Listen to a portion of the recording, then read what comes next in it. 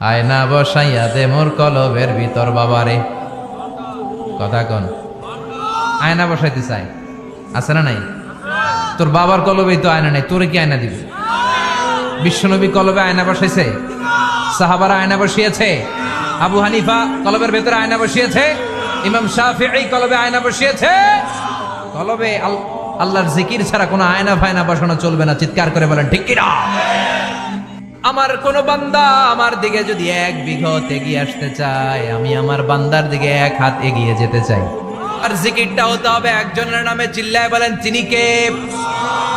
ওয়াযকুর রাব্বাকা ফি নাফসিকা তাদাররুআ ওয়া খীফা ওয়া দুনাল জাহরি বিল কওলি বিল গুদুমি ওয়াল আসাল ওয়া লা তাকুম মিনাল গাফিলিন। আল্লাহ বললেন ওয়াযকুর রাব্বাকা ফি নাফসিকা তাদাররুআ ওয়া খীফা, আল্লাহর জিকির করো, আল্লাহর নাম জপ মনে মনে, বিনয়ের সাথে, গোপন ভাবে, চিৎকার চেঁচামেচি করো না। কিন্তু আমাদের জিকিরের ভেতরে চিৎকার চেঁচামেচি আছে না নাই? আমরা মাহফিলের মধ্যে মাঝে মাঝে লা ইলাহা ইল্লাল্লাহ জিকির করাই না আওয়াজ করে, এটা হচ্ছে তালিমান, তালিমের জন্য জায়েজ আছে। কিন্তু শ্রেষ্ঠ জিকির হচ্ছে একা একা জিকির করা। আল্লাহ বললেন তাদাররুআ ওয়া খীফা, কোরআনের আয়াত, তাদাররুআ ওয়া খীফা, with full of humility and humbleness, বিনয়ের সাথে জিকির করো। খীফা, গোপনে গোপনে, দুনাল জাহারি বিল কওল, চিৎকার না করে। কিন্তু চিৎকার করে লাফিয়ে লাফিয়ে জিকির করে দেশে আছে না নাই? কথা বলেন। ইন্নাল্লাহা জামিল ওয়া ইউহিব্বুল জামাল, আল্লাহ নিজে সুন্দর আর সব সুন্দরকে আল্লাহ পছন্দ করে। দেখবেন এদেশে কিছু জিকির আছে ওইটার মধ্যে আল্লাহর নাম বোঝা যায় না, আছে না নাই? হুই হাই করে লাফালাফি করে, যে হুই হুই হুই হুই যে করে, এই হুই হুই এর মধ্যে আল্লাহর নাম আছে? কথা কন। যেই শব্দে আল্লাহর নাম নাই ওটা দিয়ে জিকির করা যাবে? কত ধরনের ভয়ঙ্কর জিকির। আবার জিকিরও করে বাঁশের উপরও লাফায়। যিনি জিকির পরিচালনা করে তার কাঁধের উপর যে চেপে বসে, আছে না নাই? এটা কি জিকিরের সৌন্দর্য? কথা বলে। আমরা জিকির করব ওই পন্থায় যে পন্থায় বিশ্বনবী করেছেন, সাহাবারা করেছেন। বিশ্বনবী জিকির করতেছেন, সাহাবারা জিকির করতে করতে বিশ্বনবীর কান্দে উঠছে, আছে না হাদিসে? সাহাবারা জিকির করতে করতে খেজুর গাছের চূড়ায় উঠেছে। কথা বলেন। জিকিরের মধ্যে সৌন্দর্য আছে না নাই? এই জন্য জিকিরের সৌন্দর্যগুলো অবলম্বন করে যেন আমরা আল্লাহরে ডাকতে পারি। চিল্লায় বলেন ঠিক কিনা? এজন্য রাব্বুল আলামিন বলেন ফাযকুরুনি আযকুরকুম ওয়াশকুরুলি ওয়ালা তাকফুরুন, বেশি বেশি আমার জিকির করো, তাইলে আমিও তোমাদের জিকির করব। আমরা আল্লাহরে ডাকলে আল্লাহ নাকি আম করে ডাকে? ভাল লাগে? আল্লাহ বললেন ফাইন যাকারানি ফি নাফসি যাকারতুহু ফি নাফসি, আমার বান্দা যদি একা একা আমার জিকির করে, আমি আমার বান্দার একা একা জিকির করি। আমার বান্দা যদি মহাসম্মেলনে, মহাসমাবেশে সবাই রে নিয়ে আমারে ডাকে, আমি এর চাইতো শ্রেষ্ঠ একটা মহাসম্মেলন ফেরেশতাদেরকে নিয়ে করে আমার বান্দার জিকির করি।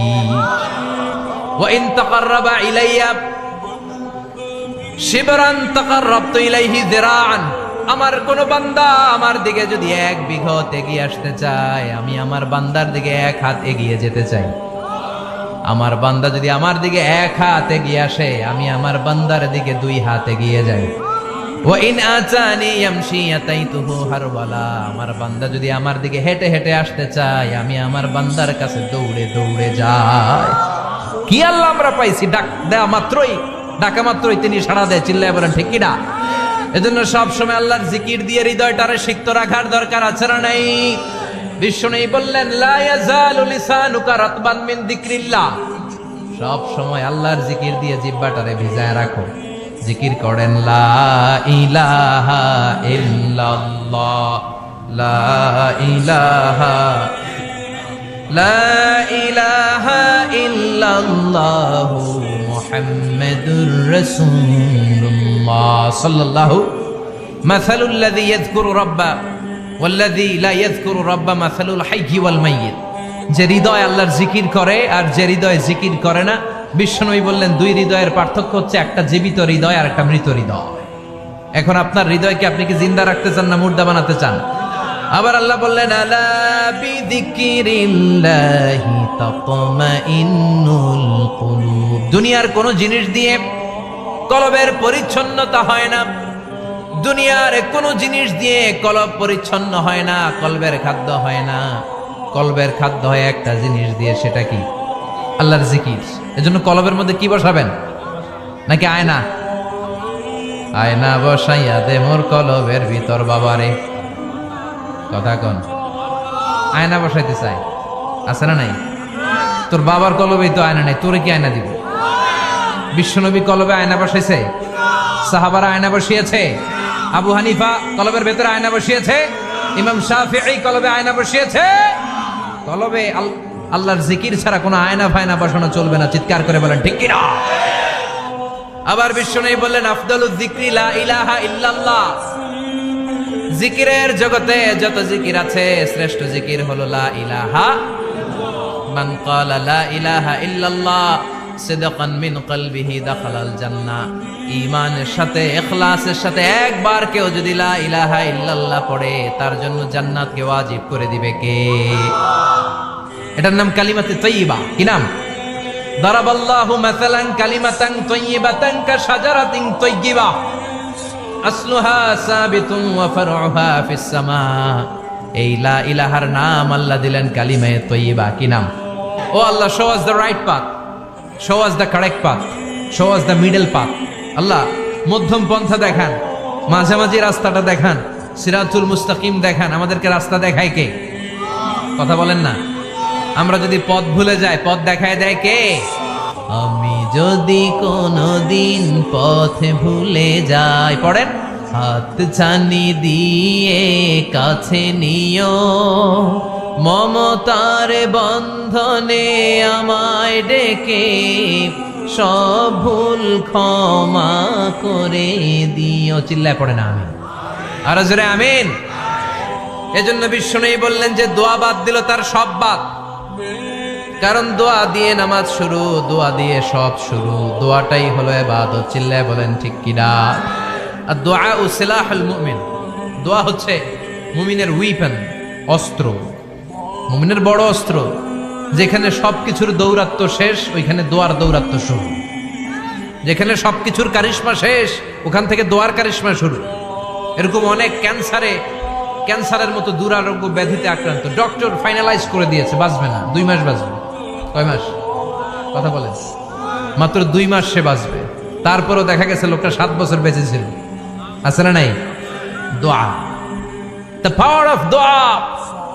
Everything is pre-written, but by supplication is it's rewritten. সবকিছু আগে লেখা থাকে। মহাবিশ্ব সৃষ্টির 50,000 বছর আগে আমাদের ভাগ্যে কি ঘটবে সব লিখে রেখেছে কে? সব অপরিবর্তনীয়। কিন্তু এই তাকদিরেরও কিছু জিনিস আল্লাহ চেঞ্জ করে দেয় দোয়ার বরকতে। এজন্য দোয়া করার দরকার আছে না নাই? মায়ের কাছে দোয়া চাবেন, মায়ের দোয়া আল্লাহ ফেরায় না। মজলুম ব্যক্তির দোয়া আল্লাহ ফেরায় না। মুসাফিরের দোয়া আল্লাহ ফেরায় না। যিনি রোজা রেখে দোয়া করেছেন তার দোয়া আল্লাহ ফেরায় না। এজন্য বেশি বেশি আল্লাহর কাছে দোয়া করতে রাজি আছেন তো? কিন্তু দোয়াটা হইতে হবে সিনসিয়ার, একনিষ্ঠ দোয়া।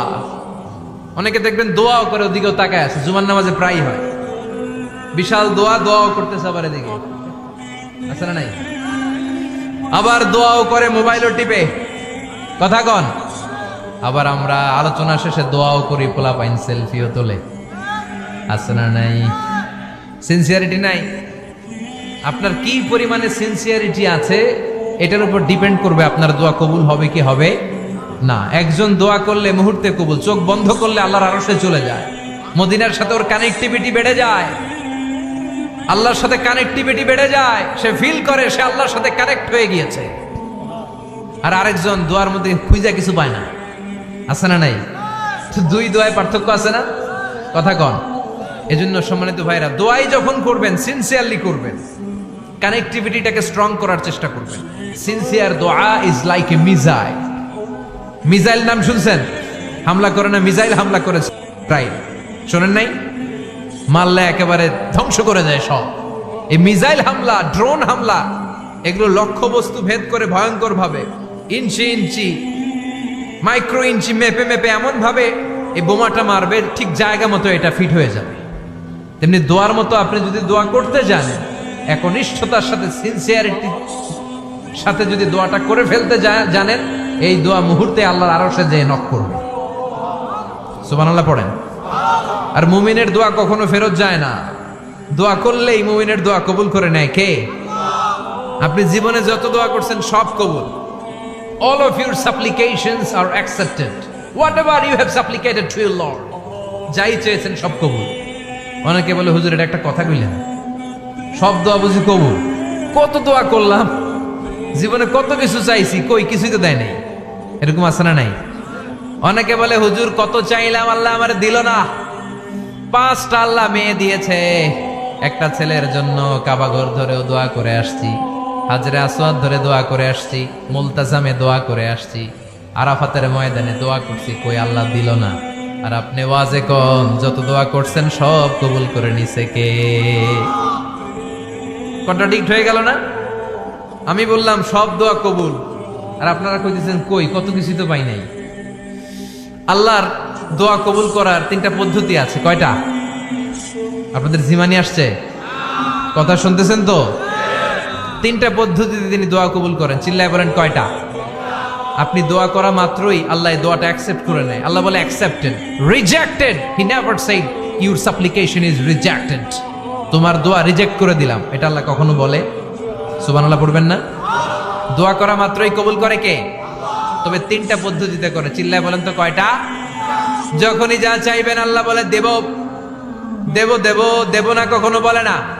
3 পদ্ধতিতে কবুল হয়। পদ্ধতি নাম্বার 1, কোন বিষয় আল্লাহর কাছে চাইলেন, দোয়া করলেন, আল্লাহ বলে দেব দেব বলেই তিনি দিয়ে দেয়, ফলে আপনি পেয়ে যান, আপনি খুশি। সুবহানাল্লাহ পড়েন। পদ্ধতি নাম্বার 2, আপনি আল্লাহর কাছে কিছু চাইলেন, আল্লাহ তখনও বলে বান্দা তোরে দেব, রিজেক্ট করে দিলাম এটা বলে না, দেব তবে এখন না, লেটার অন, একটু দেরি করে, পরে দেব। কখন দিলে আমার জন্য ভালো, আমার চেয়েও ভালো জানে কি? তাহলে মাঝে মাঝে সাথে সাথে দেয়, মাঝে মাঝে দেরি করে দেয়। পদ্ধতি নাম্বার 3, আল্লাহর কাছে দোয়া করলেন, আল্লাহর কাছে কায় মনোবাক্যে চাইলেন, তখনও আল্লাহ বলে বান্দা আমি দেব, তুই নিরাশ হইস না, তবে এখন দেব না, দেরি করেও দেব না, কিয়ামতের কঠিন ময়দানে যেদিন বিপদে পড়ে যাবি ওই দিন দেব। যেদিন পিতা সন্তানরে চিনে না, সন্তান পিতারে চিনবে না, পীর সাহেব মুরিদরে চিনবে না, মুরিদ পীর সাহেবরে চিনবে না, মুসল্লি ইমাম সাহেব চিনবে না, ইমাম মুসল্লি চিনবে না, নেতা কর্মী চিনবে না, কর্মী নেতারে চিনবে না। চিল্লা এখন ঠিক কিনা? কেউ কাউরে চিনবে না, কেউ কাউর কোনো উপকারে আসতে পারবে না। ওই কঠিন দিনে তোরে আমি দেবরে গোলাম। তাহলে এই যে এতগুলা দোয়া ছোটবেলা থেকে আনটিল টুনাইট, এর রাত পর্যন্ত যে দোয়াগুলো আল্লাহর কাছে করছেন, লস হয়েছে? চিল্লায় বলেন লস হয়েছে না লাভ? লস না লাভ? আল্লাহ বলে গোলাম চা বেশি বেশি দোয়া কর, উজিবু দাওয়াতাদ দাঈ ইদা দাআন। আমার বান্দা আমার কাছে চাইতে দেরি হয়ে যায়, দোয়া কবুল করতে দেরি হয়, এজন্য বারবার চাইতে। না দিলেও চাও, না দিলেও হয় একটু পরে দিবে, দেরি করে দিবে, যখন আমার জন্য উপকার হবে, ভালো হবে তখন দিবে, তা না হলে কিয়ামতের ময়দানে দিবে। চিল্লায় বলেন ঠিক কি না? বেশি বেশি দোয়া করবেন, সবার জন্য করবেন, নিজের জন্য করবেন, ফ্যামিলি মেম্বারসদের জন্য করবেন, শুভাকাঙ্ক্ষীদের জন্য করবেন, শত্রুদের জন্য বেশি করবেন, হেটার্স যারা আছে ওদের জন্য বেশি দোয়া। আল্লাহ যেন এগুলোর হেদায়েত দেয়। ইসলাম বিরোধী যারা এদের জন্য দোয়া, হিন্দু বন্ধু থাকলে এদের জন্য দোয়া, হেদায়েতের দোয়া। ঠিক কিনা? সবাই সবার জন্য দোয়া করেন। অনেকে কয় হুজুর আমি আরেকজনের জন্য করবো কেন, হ্যাটটা হ্যাঁ করবো, আমার দোয়া আমি করবো, আছে না নাই? না, আপনি তার জন্য করবেন। আপনি যদি আপনার ভাইয়ের জন্য দোয়া করেন, ফেরেশতারা বলে ওয়ালা কাবি মিসলিন, মানে আল্লাহ সে তার ভাইয়ের জন্য যে দোয়া করলো এই দোয়াটা আগে তার জন্য তুমি কবুল করে নাও। আপনি যদি দোয়া করেন আল্লাহ আমার ভাই অসুস্থ, তুমি তারে সুস্থ করে দাও, ফেরেশতারা বলে আল্লাহ যেই লোকটা দোয়া করলো তার মধ্যে যদি কোনো রোগ থাকে আগে তারে সুস্থ করে দাও, পরে বাইরে। ফেরেশতাদের দোয়া কবুল করে নেয় কে? আপনার দোয়া কবুল হইতেও পারে, নাও হইতে পারে, কিন্তু ফেরেশতারা আল্লাহর কাছে দোয়া করলে এটা কবুল হবে না। আপনি যদি দোয়া করেন আল্লাহ আমার ভাইয়ের আর্থিক অবস্থা খুব খারাপ, তারে ধনী বানিয়ে দাও, ফেরেশতারা বলে ওয়ালা কাবি মিসলিন, ও আল্লাহ এই দোয়াকারী তার ভাইয়ের জন্য যেই দোয়াটা করেছে আগে তার জন্য দোয়াটা কবুল করে নাও। সুবহানাল্লাহ পড়েন। এজন্য বেশি বেশি দোয়া করতে রাজি আছেন? বারবার চাই, সকালে বিকালে দুপুরে রাতে শীতকালে গ্রীষ্মকালে সব সময় আমরা দোয়া করবো কার কাছে? আল্লাহর কাছে। বারবার চাইলে আল্লাহ খুশি হয়ে যায়, বারবার না চাইলে আল্লাহ রেগে যায়। দুনিয়ার সিস্টেমের একেবারে বিপরীত। আমি যদি এই ভাইয়ের কাছে কোন একটা বিষয় নিয়ে আজকে যাই, ভাই আমারে 1000 টাকা দেন, বিপদে পড়ছি, দিল 1000 টাকা, নেন, বিপদ সারেন, উদ্ধার হন। এক সপ্তাহ পরে আবার ভাইজান বড় বিপদে আছে, 1000 টাকা। তারপরে উনি লজ্জায় পড়ে দিবে, আসছে যখন দেই। পরের সপ্তাহে আবার মিয়া সাহেব 1000 টাকা। ওই দিন বলবে ভাই 1000 নাই, 500 নিয়ে আসেন, কথা কন। এর পরের মাসে যদি বলি ভাই বিপদে পড়ছি, দিবে নাকি? লাঠির বাড়ি আছে না নাই? প্রতি সপ্তাহে সপ্তাহে তোমার বিপদ, কথা কন। তার মানে এই দুনিয়ার সিস্টেম হচ্ছে একটা বিষয় নিয়ে বারবার কারো কাছে যাওয়া যায় না, চাওয়া যায় না, শরম লাগে, কথা কন। কিন্তু আল্লাহর সিস্টেমটা একেবারে উল্টো। আল্লাহর কাছে বারবার না চাইলে তিনি রেগে যায়। তিরমিজির বর্ণনা, ইন্নাহু মান লাম ইয়াসআলিল্লাহ ইয়াগদাব আলাইহি, যে ব্যক্তি কোনো বিষয় নিয়ে বারবার আল্লাহর বিরক্ত করে না, তার উপর আল্লাহ রেগে যায়। আর বারবার চাইতে যে লোকটা আল্লাহরে বিরক্ত করতে চায়, তার উপর আল্লাহ খুশি হয়ে যায়। এজন্য চাবেন আল্লাহর কাছে আজকে থেকে, চাবেন। দোয়া করলে যে কবুল হয়, বিশ্বাস হয় মুসলমান। নেক আমলের ওসিলা দিয়ে দোয়া কবুল হয়। আপনার জীবনে যদি কোনো নেক আমল থেকে থাকে, যে নেক আমলগুলো আপনি আল্লাহর সন্তুষ্টির জন্য করেছেন, আমি আজকের মাহফিল আল্লাহর নামে একটা কসম কেটে বলে যাই, ওয়াল্লাহি, আল্লাহর কসম করে আমি আপনাদের বলছি, আপনার জীবনের এমন কোন নেক আমল যদি থাকে, যে আমলটা শুধুমাত্র কেবলমাত্র আপনি আল্লাহকে খুশি করার জন্য করেছিলেন, ওই নেক আমলের ওসিলা দিয়ে দোয়া করতে দেরি হবে, দোয়া কবুল হতে দেরি হবে। বিশ্বাস হয়? সন্দেহ লাগছে মনে হয়? বিশ্বাস হয় সবার? নেক আমলের ওসিলা, ওই নেক আমলটা শুধুই হয়েছে কার জন্য? চোখের পানি ছাড়ছিলেন এক রাতে আল্লাহর ভয়ে, কাউরে দেখানোর জন্য না, ওই নেক আমল। রাত্রিবেলা হেঁটে যাচ্ছিলেন মসজিদের পাশ দিয়ে, দেখলেন দান বাক্স লেখা, কেউ নাই, কচকচে 500 টাকার নোট বের করে ঢুকাই দিছিলেন। এটা হচ্ছে শুধু আল্লাহরে দেখানোর জন্য নেক আমল, ঠিক কিনা? আল্লাকা সিররুন ইনদাল্লাহ বাইনাকা আনতা ওয়া বাইনাল্লাহ, আল্লাকা সাদাকাতুন তাখফা লা ইয়ালামুহা ইল্লাল্লাহ, আল্লাকা সিররুন ইনদাল্লাহ বাইনাকা আনতা ওয়া বাইনাল্লাহ, আল্লাকা সাদাকাতুন তাখফা লা ইয়ালামুহা ইল্লাল্লাহ। সুবহানাল্লাহ পড়েন। আল্লাকা সিররুন ইনদাল্লাহ, তোমার আর তোমার রবের মাঝে গোপন কিছু আছে কি, যেটা আল্লাহ ছাড়া কেউ জানে না? তোমার কি কোনো গোপন দান আছে কি, যেটা আল্লাহ ছাড়া কেউ দেখেনি? সুবহানাল্লাহ পড়েন। এমন কোন আমল, যে আমলটা আপনি করেছিলেন শুধু আল্লাহর খুশির জন্য, ওই আমলের ওসিলা দিয়ে দোয়া করলে কবুল করবে কে? বিশ্বাস হয়? সহিহ বুখারীর বর্ণনা, সালাসাতুন ফিল গার, বনী ইসরায়েলের জামানায় 3 জন লোক সফরে বেরিয়েছে। বানোয়াট ঘটনা না, এটা বুখারীর ঘটনা। সফরে বেরিয়েছে, মরুভূমির মাঝখানে প্রতিমধ্যে প্রচন্ড তুফান আর বৃষ্টি থেকে বাঁচার জন্য এর একটা পাহাড়ের গুহার ভেতরে ঢুকেছে। হঠাৎ থান্ডার, বজ্রপাত, বিজলি, মুষলধারে বৃষ্টির পানিতে পিচ্ছিল হয়ে উপর থেকে বিশাল প্রকাণ্ড একটা পাথরের খণ্ড এসে গুহার মুখের মধ্যে আটকে গিয়েছে। যেই গুহার মুখ দিয়ে তারা ঢুকেছে, ওইখানে বিশাল একটা পাথর গড়িয়ে এসে উপর থেকে বলল, অন্ধকার, ভিতরে কোনো আলো নাই, কোনো জনমানব নাই, বাঁচানোর কেউ নাই, কিচ্ছু দেখা যায় না, ঘুটঘুটে অন্ধকার, বাইরে থেকে আলো আর অক্সিজেন যে আসবে ওই সুযোগটাও নাই। 3 জন বুঝে গেল আমাদের মৃত্যু এখানেই হবে, আমাদের কঙ্কালগুলো শত শত বছর এখানে পড়ে থাকবে, কেউ উদ্ধারের জন্য আসবে না, ঠিক কিনা? বাঁচানোর কেউ নাই, অক্সিজেন যতটুকু আছে কিছুক্ষণ পরে এটাও শেষ হয়ে যাবে। 3 জনের একজন বলল, আমাদের বাঁচানোর কেউ নাই, একজন ছাড়া তিনি কে? আমাদের 3 জনের জীবনের এমন কোন নেক আমল আছে কিনা, যেটা দিয়ে আল্লাহর কাছে দোয়া করা যায়? কার জীবনে কি নেক আমল আছে, যেই নেক আমলটা দুনিয়ার কোনো মানুষকে দেখানোর জন্য করা হয় নাই, শুধু করা হয়েছে কার জন্য? এরকম কোন নেক আমল থাকলে দোয়া করা শুরু করো, এছাড়া আমাদের বাঁচার কোনো উপায় নাই। একজন দোয়া করা শুরু করলো, হাদিসে লম্বা একটা হাদিস, আমি সরল বঙ্গানুবাদ শোনাচ্ছি। একজন দোয়া করা শুরু করলো, একজন বলতে শুরু করলো, আল্লাহুম্মা কানা লি আবাওয়ান শাইখান কাবীরান, ও আল্লাহ, আমার বৃদ্ধ বৃদ্ধা মা বাবা ছিল। আমি পেশায় ছিলাম রাখাল। প্রতিদিন রাখালগিরি করার পরে, ছাগলের দুধ দোহন করার পরে যখন বাসায় ফিরে আসতাম, সবার আগে আমি আমার আব্বা আম্মারে দুধ খাওয়াতাম। আব্বা আম্মাকে দুধ খাওয়ানোর পরে আমার সন্তানদের মুখে, আমার স্ত্রীদের মুখে আমি দুধ তুলে দিতাম। একদিন আবার আসতে দেরি হয়ে গেল। এসে দেখি আব্বা আম্মা ঘুমিয়ে গেছে। দুধের বাটি নিয়ে আমি আব্বা আম্মার মাথার সামনে দাঁড়িয়ে রইলাম। মনে মনে ভাবলাম, আব্বা আম্মা যখন ঘুম থেকে জাগবে, আব্বা আম্মারে আগে আমি দুধ খাওয়াবো, তারপরে ছেলে মেয়েরে খাওয়াবো, স্ত্রীদেরকে খাওয়াবো। দাঁড়িয়ে রইলাম। আমার ছেলে মেয়েরা এসে আমার কাছে বললো, আব্বা খাবার দাও। আমি দেই নাই। ক্ষুধার জ্বালায়, ক্ষুধার যন্ত্রণায় পাগল পড়া হয়ে আমার কলিজার টুকরা ছেলে মেয়েগুলো আমার পায়ের মধ্যে পড়ে কাঁদতে লাগলো, আব্বা একটু দুধ দাও, ক্ষুধা লেগেছে। ও আল্লাহ, আমি দেই নাই। ফজর পর্যন্ত দাঁড়িয়ে রইলাম। ফজরের সময় যখন আব্বা আম্মা ঘুম থেকে উঠলেন, সবার আগে আব্বা আম্মারে দুধ খাওয়ালাম, তারপরে ছেলে মেয়েদের মুখে তুলে দিলাম।